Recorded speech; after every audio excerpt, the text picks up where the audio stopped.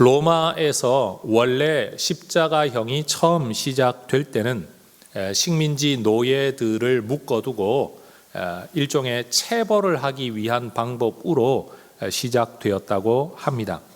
그러나 예수님 시대 주 1세기 경에는 이 십자가형이라는 것은 로마 제국에 대항하는 사람들을 사형시키기 위한 아주 잔인한 극악한 형벌로 발달되었습니다. 십자가에 매달릴 때는 사실 속옷도 다 벗겨진 상태에서 매달리기 때문에 치욕스러움이 있지요. 사람들의 구경거리가 된다라는 심리적, 정서적 치욕스러움이 있습니다.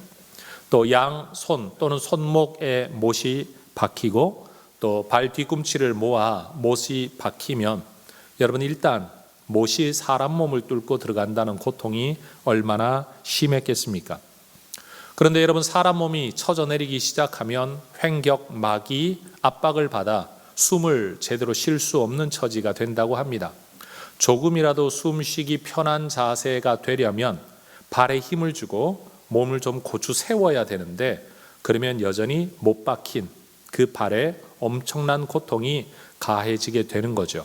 숨쉬기 어려운 고통과 여러분 못 박힌 고통이 번갈아 가면서 죽을 때까지 반복되는 아주 잔인한, 그리고 결국은 쇼크사 하든지 질식사 하든지 그렇게 세상을 떠나게 되고 죽고 나면 그 죄인의 발을 부러뜨려서, 다리를 부러뜨려서 마지막 죽음의 확인을 하게 되는 처벌이 바로 십자가형입니다. 역사상 십자가에 매달려 죽임 당했던 사람이 예수님만 있었던 것은 아닙니다. 당장 예수님이 십자가에 달리시는 좌우편에도 강도들이 함께 매달려 죽임을 당했죠. 예수님이 이 땅을 떠나시고 난 이후에 주후 66년부터 70년 어간에 이 유대 나라가 로마로부터 독립하기 위한 유대 독립전쟁을 치르게 되는데 이 전쟁 당시에도 이 디도라는 장군, 훗날 로마의 황제가 되는데 그가 이 진압하기 위하여서 매일 약 500명의 사람들을 십자가형에 처했다라는 유대 역사가의 기록이 남아 있기도 합니다. 다시 말해 십자가형은 예수님만 당하셨던 게 아니라는 겁니다. 여러분 예수님이라는 분은 이 땅에 태어나실 때부터 그 존재가 특별하다라는 것이 천사에 의하여 사람들에게 계시되었습니다. 누가복음 2장 11절 오늘 다윗의 동네에 너희를 위하여 구주가 나셨으니 곧 그리스도 주이시다. 오늘 이 베들레헴이라는 한 동네에 태어나는 그 아기는 하나님의 기름 부음을 받은 하나님이 보내신 메시아 그리스도이시다. 구세주이시다. 하나님이시다라고 계시되었습니다. 그렇게 태어난 예수님이 자라나 이 땅에서 사역하시는 동안에 예수님은 자신을 두고 이렇게 가르치셨죠. 요한복음 5장 21절 22절 아버지께서 죽은 자들을 일으켜 살리심 같이 아들도 자기가 원하는 자들을 살리느니라. 아버지께서 아무도 심판하지 아니하시고 심판을 다 아들에게 맡기셨다. 하나님께서 생명의 주인이신 것처럼 아들에게도 그 권세가 주어졌다. 원하는 자는 누구든지 내가 살릴 수 있다. 하나님이 심판하실 수 있는데 그 심판의 권세를 아들에게 다 맡기셨다.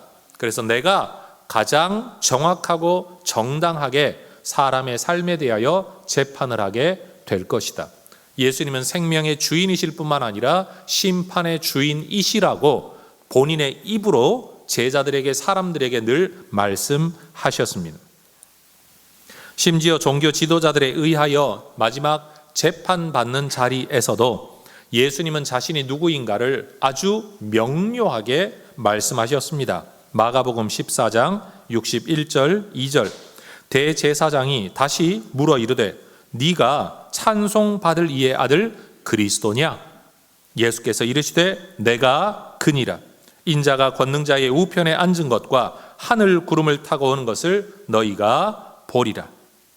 예수님은 자신이 온 우주 만물의 창조자로서 찬양을 받으실 바로 그 하나님의 아들이다 라고 여러분 분명히 말씀하셨습니다.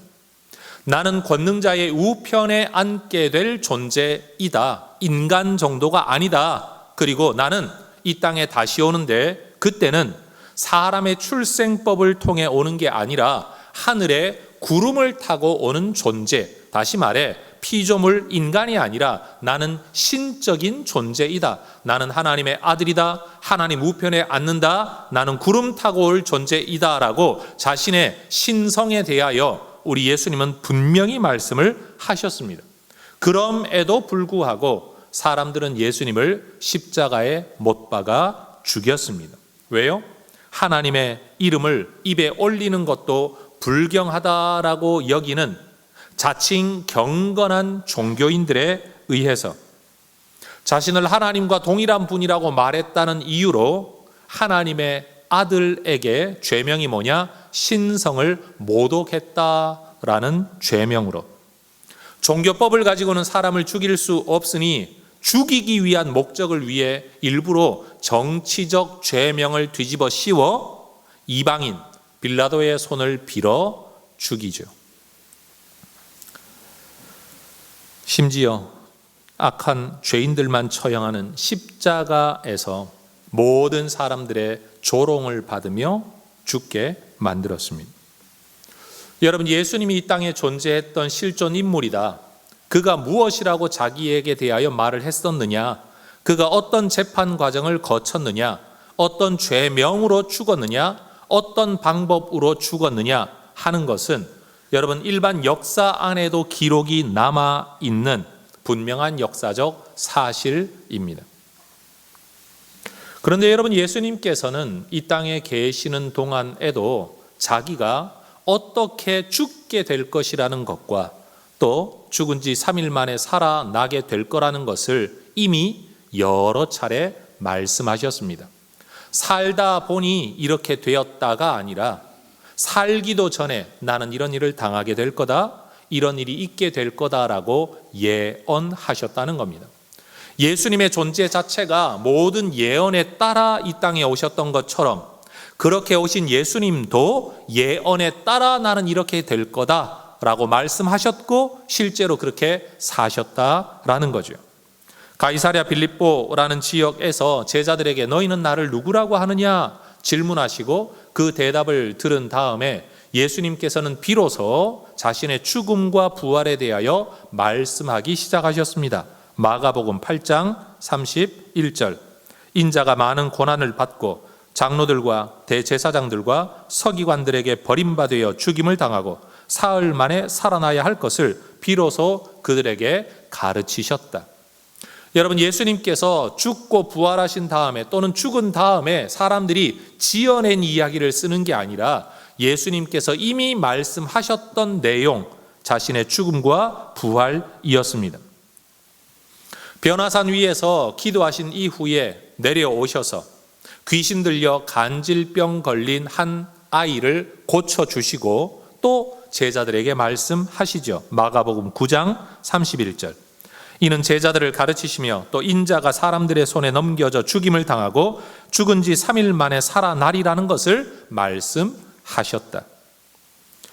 또 나중에는 부자 청년과의 만남 속에서 재물이 많은 자가 구원 얻기가 참 힘들다, 재물에 대한 미련 때문에 그렇다, 이 대화를 나누신 이후에 제자들과 함께 예루살렘으로 올라가시면서도 말씀하셨습니다. 마가복음 10장 33절 34절 보라, 우리가 예루살렘에 올라가노니 인자가 대제사장들과 서기관들에게 넘겨짐에 그들이 죽이기로 결의하고 이방인들에게 넘겨주겠고 그들은 능욕하며 침뱉으며 채찍질하고 죽일 것이나 그는 3일 만에 살아나리라.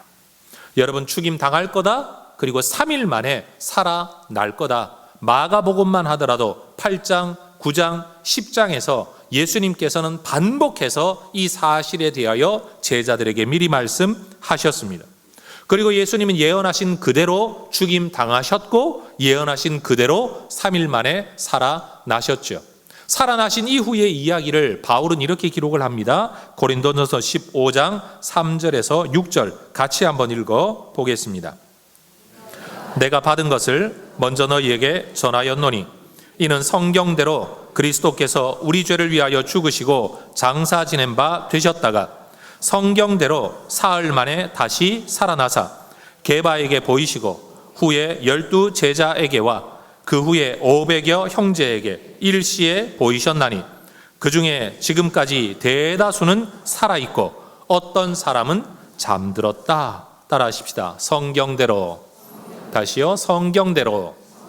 예수님이 십자가에 달려 죽으신 것도 성경대로였고요. 예수님이 3일 만에 부활하신 것도 성경대로였습니다. 예수님의 십자가의 죽음과 부활은 어쩌다가 보니 일어난 사건이 아닙니다. 둘 다 하나님의 철저한 계획에 따라서 그리고 하나님의 예언과 말씀에 따라서 성경에 기록되어 있는 그대로 특별한 사람들만 아는 게 아니라 비밀한 지식이 아니라 성경에 이미 기록되어 있는 그대로 죽으셨고 그대로 살아나셨다라는 겁니다. 그래서 바로 예수님의 십자가의 죽음과 부활이 우리에게 어떤 의미가 있는가를 오늘 로마서 1장 4절에서 바울은 이렇게 언급을 하는 거죠.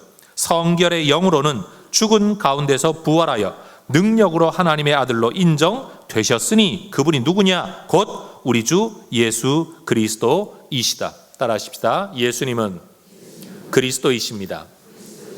역사상 이 땅에 태어났다가 죽었던 십자가형을 당했던 그 예수, 역사적 실존 인물인 예수는 그리스도이시다.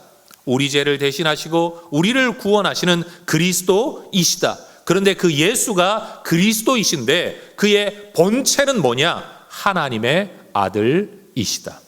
예수 그리스도 하나님의 아들. 베드로가 예수님에 대하여 고백했던 진리가 바로 이것 아닙니까? 주 예수님 당신은 그리스도이시요 살아계신 하나님의 아들이십니다. 따라하십시다. 예수는 그리스도이십니다. 예수는 하나님의 아들이십니다. 주는 그리스도시요 살아계신 하나님의 아들이십니다. 예수님은 그리스도시요 살아계신 하나님의 아들이십니다. 라는 이 진리가 우리 교회를 존재하게 만드는 신앙 고백의 완성된 형태라는 겁니다. 하나님은 구약 성경을 통해서 선지자들에게 이미 말씀하셨습니다. 이런 일이 있게 될 거다라고 예언을 하셨고 때가 참에 예언하신 그대로 자신의 아들을 인간으로 보내셨습니다. 여러분, 예수님은 신적 능력을 가지고 인간의 몸만 입고 이 땅에 오신 게 아니라 완전한 인간으로 이 땅에 오셨습니다. 그리고 예수님은 십자가에서 죽임을 당하시는 처벌을 당하십니다. 우리 하나님은 그때 우리 예수님을 외면하셨습니다. 왜요? 죄인이기 때문에. 인간의 죄를 짊어진 죄인이기 때문에 하나님은 예수님을 외면하셨습니다. 버리셨습니다. 예수님도 탄식하며 말씀하셨습니다. 나의 하나님, 나의 하나님, 어찌하여 나를 버리십니까? 여러분, 예수님은 잠깐 마치 마취당한 사람이 얼마 있다가 깨어나는 것처럼 죽음이라는 것을 그런 식으로 경험하지 않으셨습니다. 예수님이 경험했던 죽음은 잠깐 자다가 일어난 죽음이 아니라 하나님과의 완전한 분리, 하나님께 버림당함, 죄인으로 경험해야 될 모든 죽음을 우리 예수님이 경험하셨다라는 겁니다. 그러나 죽은 지 3일 만에 하나님은 예수님을 다시 살리셨습니다. 그래서 십자가에 죽임당한 그 예수가 성경이 예언한 메시아 그리스도이시다, 우리를 구원할 분이시다, 심지어 우리의 죄를 다 짊어지시고 값을 치르게 하셨다. 그러나 죄 가운데 매여 있지 아니하고 죽음에 지지 아니하고 죽음을 이기신 분이 되어 우리에게 영원한 생명을 주실 수 있는 분이다 라는 것을 선포하시고 선언하셨다라는 겁니다. 그래서 로마서 1장 4절에 정말로 제가 볼 때 중요한 구절은 뭐냐? 부활을 통하여 하나님의 아들로 인정되셨다. 다른 말로 하면 하나님의 아들로 선포되셨다라는 겁니다. 부활은 예수님이 하나님의 아들이신 것을 선포하는 하나님의 행위였습니다. 부활은 예수님이 평범한 인간이 아니라는 것을 우리에게 알려주는 하나님의 선언이었습니다. 부활은, 예수님의 부활은 바로 하나님께서 우리에게 주시려고 하시는 구원이 무엇인지, 생명이 무엇인지를 보여주시는 우리 하나님의 데모, 영어 표현 그대로 하면 데몬스트레이션, 우리 하나님의 데모였습니다. 그렇기 때문에 여러분, 예수님의 십자가 죽음 그리고 그에 이어지는 부활이라는 사건은 우리에게 정말로 중요한 의미를 가지게 되는 거죠. 어떤 의미를 가지게 됩니까? 첫 번째, 하나님께서는 예수를 부활시키시는 이 사건을 통해서 예수가 하셨던 모든 말씀과 가르침이 옳다라는 것을 확증해 주셨습니다. 하나님은 부활을 통해 예수의 존재, 예수의 가르침, 예수의 사역이 하나님의 뜻에 올 것이다, 이게 내 뜻이다 라고 확증해 주셨다라는 겁니다. 우리는 부활이라는 사건을 통해 예수님이 그저 2000년 전에 갈릴리 촌동네에서 살았던 한 사람의 목수 또는 유대교 성경 교사 또는 기적을 행할 수 있는 능력을 가진 분 정도가 아니라 그가 하나님의 아들이시다, 그가 메시아 구세주이시다라는 것을 알려주신다라는 겁니다. 여러분, 예수님이 부활하지 않았다고 하더라도 예수님이 행하셨던 기적이 없어지지는 않습니다. 예수님이 부활하지 않았다고 하더라도 예수님의 가르치심이 틀렸다라는 건 아닙니다. 그러나 부활을 통해서 그분이 단순한 성경교사, 단순한 능력자 또는 사람들이 말하기를 대단한 선지자 그 이상의 존재라는 것을 하나님이 말씀해 주셨다라는 겁니다. 여러분, 부활을 통해 우리는 예수님이 누구인가를 비로소 제대로 알게 되는 겁니다. 여러분, 어떤 기독교와 아류 종교들에서는 예수님을 모세와 동등한 존재라고 설명합니다. 그러나 여러분, 모세는 부활하지 않았습니다. 예수님은 부활하셨습니다. 모세는 우리의 죄를 위하여 죽지 않았습니다. 그러나 예수님은 죽으셨습니다. 그러니 여러분, 모세와 예수는 동등한 인물, 동등한 존재가 아닌 겁니다. 우리가 이슬람교를 성경을 사용하지만 부분적으로 우리와 다르다라고 말하는 이유가 바로 거기에 있는 겁니다. 유대교와도 우리가 믿는 신앙은 다릅니다. 예수를 한 명의 선지자 정도로 인정하는 믿음을 우리는 존중할 수가 없는 거죠. 왜요? 오늘 로마서가 말하는 그대로 그가 하나님의 아들이라는 것이 선언되었다. 무엇을 통해? 부활을 통해서요. 그러니 여러분, 우리가 믿고 있는 신앙을 우리는 제대로 알아야만 하는 겁니다. 예수님의 지위는 독보적입니다. 여러분, 오로지 유일한 하나의 자리를 예수님이 차지하고 계시다라는 거죠. 그러니 우리의 믿는 신앙 안에 예수와 비견될 만한 존재는 없습니다. 예수 외에는 구원의 주가 없고 예수 외에는 우리의 구세주가 없습니다. 아브라함도 귀한 일을 했고 모세도 귀한 일을 했고 바울도 귀한 일을 했지만 그들은 우리의 구세주가 될 수가 없다라는 겁니다. 여러분, 하나님께서는 부활이라는 사건을 통해 예수가 하나님의 아들이심을, 구세주 그리스도 되심을 우리에게 선언하셨습니다. 여러분, 그뿐만이 아닙니다. 여러분, 부활을 통해 하나님이 예수가 누구인가를 보여주셨던 것처럼 예수의 부활을 통해 우리는 예수가 믿었던 하나님, 예수가 섬겼던 하나님, 예수가 가르쳤던 하나님이 진짜 하나님이라는 것을 알게 됩니다. 다시 말해, 부활은 부활하신 예수가 누구인가를 알려줄 뿐만 아니라 예수를 부활시키신 하나님이 어떤 분인가를 우리에게 알려준다라는 거죠. 여러분, 생명이 없는 곳에 생명을 부여하시는 분, 그분은 창조주이십니다. 예수를 부활시키신 그 하나님이야말로 진짜 하나님인 겁니다. 신적인 존재는 많이 있을 수 있습니다만 여러분, 죽을 사람을 살려주고 건져주는 신적 존재를 있다 할지라도, 예를 들어 있다고 할지라도 죽은 자를 살려주시는 분은 하나님 한 분 외에는 없는 겁니다. 따라하십시다. 예수님의 하나님이 진짜 하나님이십니다. 여러분, 세상의 모든 종교가 자기들만의 신을 다 가지고 있습니다. 자기가 믿는 신적 존재를 가정하고 그 신을 섬기고 있습니다. 그런데 여러분, 죽은 자가 살아난,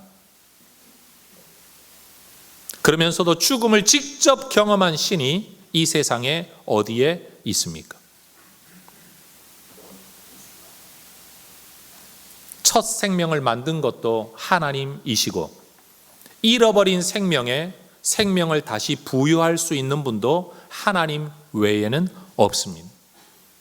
여러분, 어떤 종교를 들여다보더라도 여러분, 모든 만물의 존재의 기원을 가장 명료하게 이야기하는 건 성경밖에 없습니다. 여러분, 예수가 믿었던 하나님이 진짜 하나님이십니다. 그래서 예수님의 부활은, 예수님의 십자가 사건과 그 부활의 사건 자체가 한 민족의 이야기, 한 부족의 이야기, 아니면 그 시대의 이야기, 또는 그 문화권 안에서만 적용되는 이야기가 아니라 모든 인류에게 적용되는 이야기라는 것을 우리에게 가르쳐 줍니다. 이 땅에 존재하는 모든 종교는 그 자체로 존중받아야 할 겁니다. 인류의 문화이고 인류의 정신적 유산이기 때문에 저는 존중을 합니다.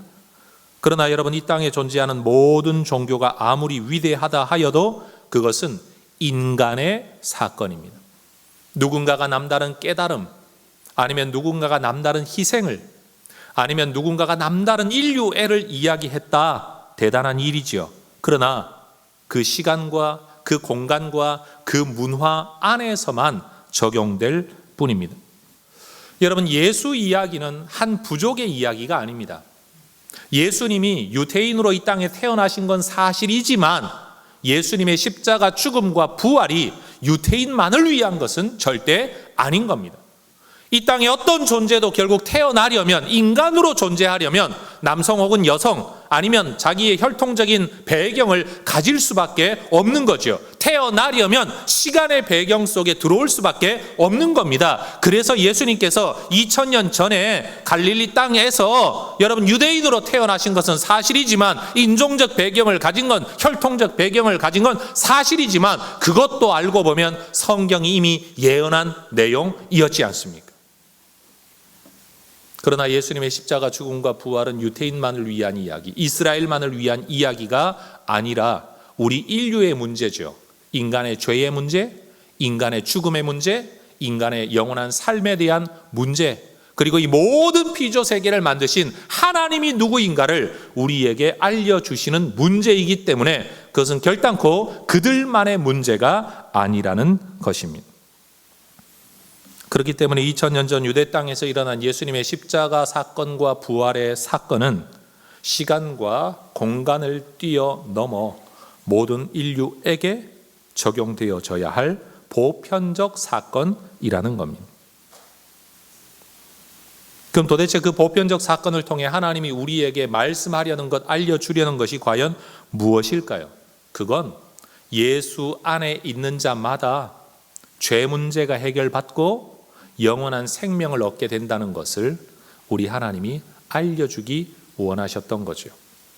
예수님의 십자가의 죽음과 부활 사건을 전제하고 나서야 우리는 비로소 예수님이 이 땅에 계실 때 하셨던 말씀이 이해가 되기 시작합니다. 성경 구절 몇 개를 한번 읽어보겠습니다. 화면을 보십시오.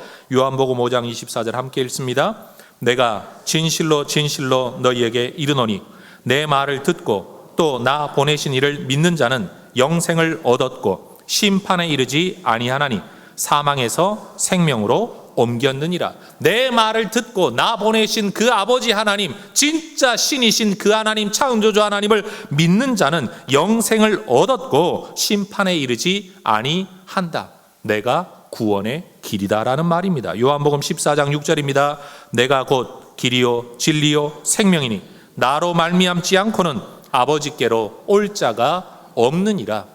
창조주 하나님께 갈 수 있는 길, 그분이 인간에게 주려고 하셨던 영원한 생명을 얻을 수 있는 길은 예수 외에는 없다. 사도행전 4장 12절 같이 읽습니다. 다른 이로서는 구원을 받을 수 없나니 천하 사람 중에 구원을 받을 만한 다른 이름을 우리에게 주신 일이 없습니다. 예수 외에 구원의 길 없다. 예수 외에 죄 문제 해결의 길이 없고 예수 외에 영원한 생명의 길이 없다. 로마서 10장 9절입니다. 같이 읽습니다. 네가 만일 내 입으로 주 예수를 주로 시인하며 또 하나님께서 그를 죽은 자 가운데서 살리신 것을 내 마음에 믿으면 구원을 받으리라. 예수를 주라고 시인하고 그 예수가 죽었다가 살아나셨다는 사실을 네가 믿게 된다면 너는 구원을 얻게 될 것이다. 여러분, 3년 동안이나 예수님의 이런 말씀을 듣고 따라다녔던 제자들도 결국 죽음의 두려움 앞에서는 예수를 부인했습니다. 도망갔습니다. 심지어 베드로는 예수님을 저주했습니다. 나 그따위 인간 아무도 누군지 모른다. 여러분, 3년 동안 그들이 했던 게 뭡니까? 예수님의 말씀 다 들었습니다. 예수님의 기적과 능력을 보았습니다. 심지어 예수님이 파송했을 때는 자기들의 손으로 병자를 고치고 귀신을 내어 쫓기까지 했습니다. 모든 종교적 체험을 했습니다. 그러나 정작 죽음이라는 두려움 앞에 섰을 때에 그들은 그 모든 것들을 거부했습니다. 부인했습니다. 죽음은 그만큼 강렬하고 두려운 것입니다. 여러분, 부활에 대한 경험을 하기 이전까지 제자들은 이 죽음의 두려움을 이길 수가 없었습니다. 그래서 예수님, 우리는 그분이 우리를 구원할 자라고 바랐노라. 엠마오로 가던 두 제자가 예수님 옆에 세워놓고 했던 말이 그 말 아닙니까? 우리는 그분이 우리를 구원해 줄 뿐이라고 믿었노라. 결과가 뭡니까? 그런데 그렇지 않더라. 자기도 구원하지 못하더라. 그게 제자들 마음속에 있는 생각이었습니다. 3년 동안이나 예수님 말씀을 들었고 3년 동안이나 예수님의 기적과 능력을 체험하고서도 그것이 자기들의 구원이 된다라고 믿지 못했다라는 겁니다. 왜요? 궁극적인 문제를 해결을 못했으니까요. 죄 문제를 해결을 못했고 죽음의 문제를 해결을 못했으니까요. 그런데 여러분, 요한은 훗날 요한복음을 쓰면서 이렇게 기록을 했습니다. 요한복음 2장 22절 함께 읽겠습니다. 죽은 자 가운데서 살아나신 후에야 제자들이 이 말씀하신 것을 기억하고 성경과 및 예수의 하신 말씀을 믿었더라. 부활을 목격하고 나서야, 다시 살아나신 예수님을 보고 나서야 비로소 제대로 알고 제대로 믿게 되었더라라는 겁니다. 여러분, 교회를 다니고 많은 사람들이 종교인으로 살아갑니다. 나름대로는 하나님을 믿는다라는 신앙인으로 살아갑니다. 그런데 여러분, 우리 하나님이 살아계시다는 것, 그 예수님이 살아계시다는 것, 성령 하나님이 살아서 내 안에 계시다는 것을 여러분 깨닫지 못하면, 경험하지 못하면 우리는 믿음을 쉽게 버리게 됩니다. 돌아서게 됩니다. 안 믿어지게 됩니다.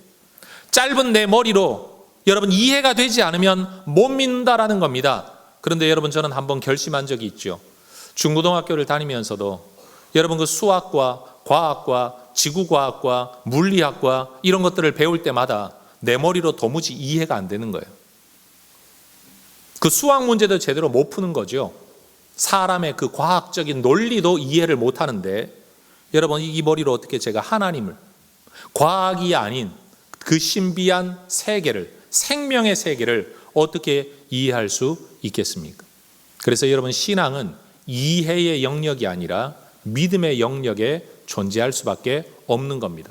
만약 여러분의 머리가 여러분 뭐든지 한 번만 들여다보면 다 꿰뚫을 수 있고 여러분 눈에 보이지 아니하는 이치까지도 통달할 수 있는 정도의 지성이 있다면 여러분 이해되면 믿으십시오. 그런데 여러분의 머리가 그 정도가 아니라면 이해되지 않는다고 안 믿는 건 여러분의 그 짧은 머리를 믿는 것으로 여러분 어떻게 구원을 얻을 수 있겠습니까? 우리는 부활이라는 렌즈를 통해서야 비로소 예수님을 바로 알고 바로 믿을 수 있게 된다라는 겁니다. 여러분, 세상에 많은 사람들은 성인들이 있다라고 말을 합니다. 그러면 성인들은 있죠. 인정합니다.